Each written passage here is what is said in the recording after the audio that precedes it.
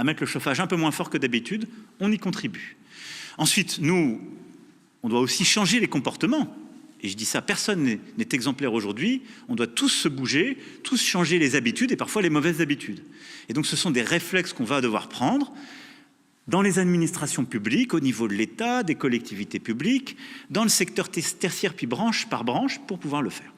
On va faire le suivi de tout ça. Ensuite, l'étape d'après, à mesure qu'on va avancer vers l'automne-hiver, il y aura des rendez-vous chaque semaine. On va regarder les choses. Et on va regarder où on en est.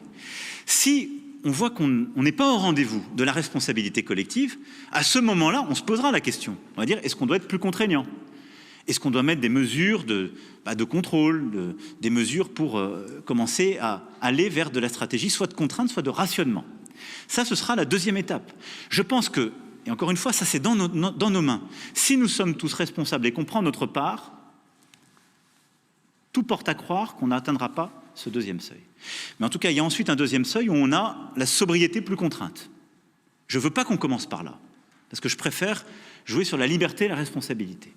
Mais il y aura ensuite ce deuxième étape, si on voit qu'on commence à déraper, peut-être qu'on dira, on va regarder dans les secteurs, dans les endroits où, manifestement, les mécanismes, ce qu'on attendait de manière volontaire n'est pas appliqué, donc on va mettre plus de contraintes. Et ensuite, un nouvel étage à la fusée, ce qu'on appelle le rationnement. C'est-à-dire que là, on va, dans certains secteurs, rationner, c'est-à-dire contraindre, limiter la part d'énergie disponible.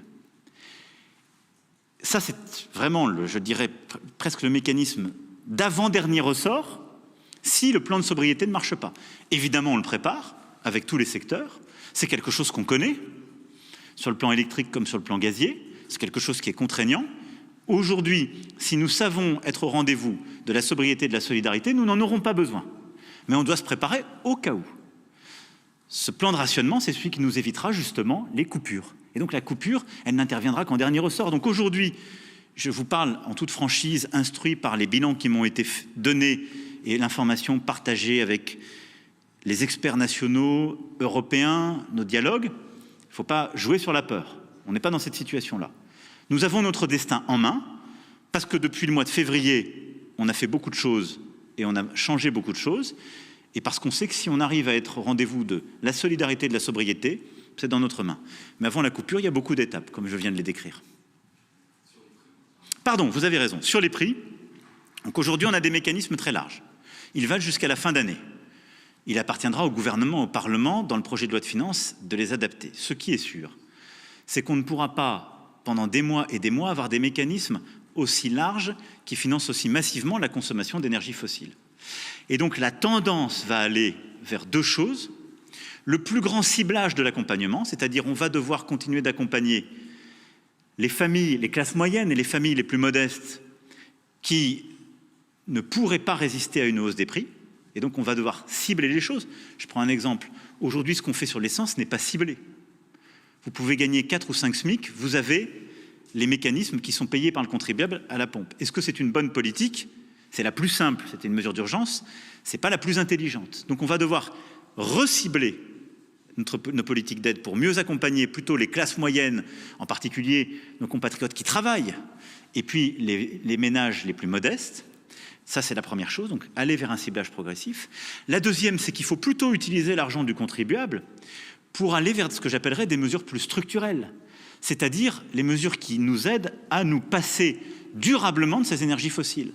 Mieux vaut utiliser l'argent du contribuable pour aider à changer de véhicule, mieux vaut utiliser cet argent pour vous aider à changer vos portes et fenêtres et à faire votre rénovation thermique et à vous équiper de capteurs.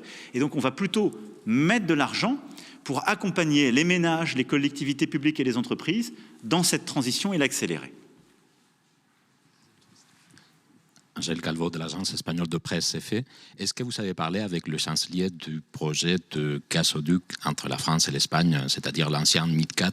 Et d'après les déclarations de votre gouvernement ces dernières semaines, est-ce qu'il faut comprendre que c'est un projet définitivement enterré par la France? Alors, sur le sujet MidCat, j'en ai parlé évidemment avec le chancelier Scholz et j'en parlerai avec le président du gouvernement espagnol, Sanchez. Nous en avons à plusieurs reprises parlé. La France soutient les interconnexions énergétiques en Europe. Je le dis ici avec beaucoup de force. Et nous soutenons avec force, nous sommes en train d'en faire avec l'Allemagne enfin en tout cas, techniquement, on l'aménage pour pouvoir avoir un flux de la France vers l'Allemagne. C'est les travaux que j'évoquais tout à l'heure. Et nous sommes pour développer toutes les interconnexions qui ont du sens. Et je suis en particulier favorable, au-delà de ce que nous avons déjà porté durant le premier quinquennat, à continuer à intensifier les connexions et les interconnexions électriques entre la France et l'Espagne. Pour ce qui est des connexions gazières entre l'Espagne et la France, je voudrais qu'on parle simplement de la réalité, des besoins et de l'avenir. La réalité, c'est qu'aujourd'hui, entre la France et l'Espagne, il y a 2 gazoducs. La réalité, c'est que si je prends l'utilisation de ces gazoducs depuis la période de stress, c'est-à-dire février, ils sont utilisés à 53% de leur capacité. Et la réalité, c'est que quand je regarde les chiffres du mois d'août, le sens de la marche est que la France exporte du gaz vers l'Espagne. Donc aujourd'hui, au moment où je vous parle, qui est celui d'un pic de crise gazier, nous ne sommes pas en train de saturer les connexions existantes et il n'y a pas un besoin de l'Espagne d'exporter ses capacités gazières vers la France puisqu'elle en importe. Au moment où je vous parle, les centrales à gaz produisant de l'électricité en Espagne sont en sous-utilisation. Donc, je le dis avec beaucoup de naïveté, je ne comprends pas le problème à court terme qu'on essaie de résoudre. Je ne le comprends pas. Et pour plagier un de mes prédécesseurs, je ne comprends pas pourquoi on sauterait comme des cabris pyrénéens sur ce sujet pour expliquer que ça réglerait le problème gazier. C'est faux. C'est factuellement faux. Si on était à 100% de l'utilisation de nos gazoducs et s'il y avait aujourd'hui un besoin d'exporter le gaz vers la France, l'Allemagne ou autre, je vous dirais oui, ça n'est pas vrai. La deuxième chose, c'est que si on décidait aujourd'hui MidCat, les travaux ne seraient pas sans mal, parce qu'il y a beaucoup d'oppositions, en particulier environnementales, qui ne sont pas sans fondement. Et vous irez voir au pic d'Aneto ou dans d'autres endroits qui nous sont chers, les questions qu'un tel gazoduc soulèverait. Est-ce que investir aujourd'hui pour avoir un gazoduc, un 3e gazoduc entre la France et l'Espagne, répond à notre question? Je ne crois pas. Est-ce qu'il répond à terme à une production de gaz ou une importation de gaz venant des pays du Sud que l'Espagne ferait? Je n'ai pas eu cette information. Je n'ai pas eu. Ça voudrait dire que l'Espagne doublerait ou triplerait les importations de gaz qu'elle ferait du Sud. Honnêtement, je ne le crois pas. Donc, il faut me partager l'information. D'aucuns nous expliquent que ces infrastructures seraient utiles pour l'hydrogène, qui pourrait y passer demain. J'ai 2 réserves à cet égard que je veux partager avec mes collègues. La première, tous les experts aujourd'hui me disent qu'il est faux de dire qu'un gazoduc pourra demain transporter de l'hydrogène. Ça supposera des nouveaux travaux très lourds, parce qu'il se trouve que les caractéristiques de l'hydrogène ne sont pas du tout les mêmes, et ce n'est pas vrai qu'un gazoduc d'aujourd'hui transportera de l'hydrogène. La deuxième, c'est que plusieurs m'expliquent même qu'il serait aberrant de transporter de l'hydrogène de l'Espagne à la France ou de l'Espagne à l'Allemagne. Ce qu'il faudrait transporter, c'est l'électricité bas carbone produite en Espagne pour aller faire l'électrolyse sur les lieux de production qui auraient besoin de l'hydrogène. Et ceci va plutôt dans le sens de ce que je vous disais, on a besoin de plus d'interconnexions électriques. Je ne suis pas convaincu qu'on ait besoin de plus d'interconnexions gazières, dont les conséquences en particulier sur l'environnement et les écosystèmes sont plus importantes. Donc je veux ici dire, voilà, moi je pars des faits, je ne fais pas de politique, je parle des faits. Les faits sont ceux que je vous ai donnés. Il n'y a pas d'évidence de besoin, il n'y a pas d'évidence aujourd'hui, il n'y a pas d'évidence demain, il y a des vraies difficultés. Mais je dis ici, la France, en tout cas, est un pays européen coopératif qui croit à la solidarité européenne et je ferai tout ce qu'il faut pour améliorer la solidarité énergétique européenne.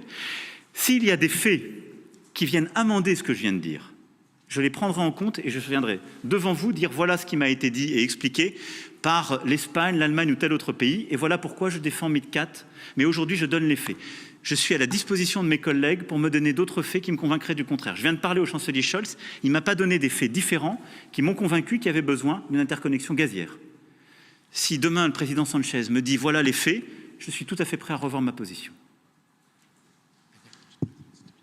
Bonjour Monsieur le Président, Anja Nussbaum de Bloomberg News. Une question sur cette contribution obligatoire sur les profits indus des énergéticiens que vous avez évoqués. L'Allemagne s'est d'ores et déjà engagée sur cette voie. Est-ce à dire qu'en France, on ne verra pas de telles taxes d'ici à l'adoption au niveau européen d'un mécanisme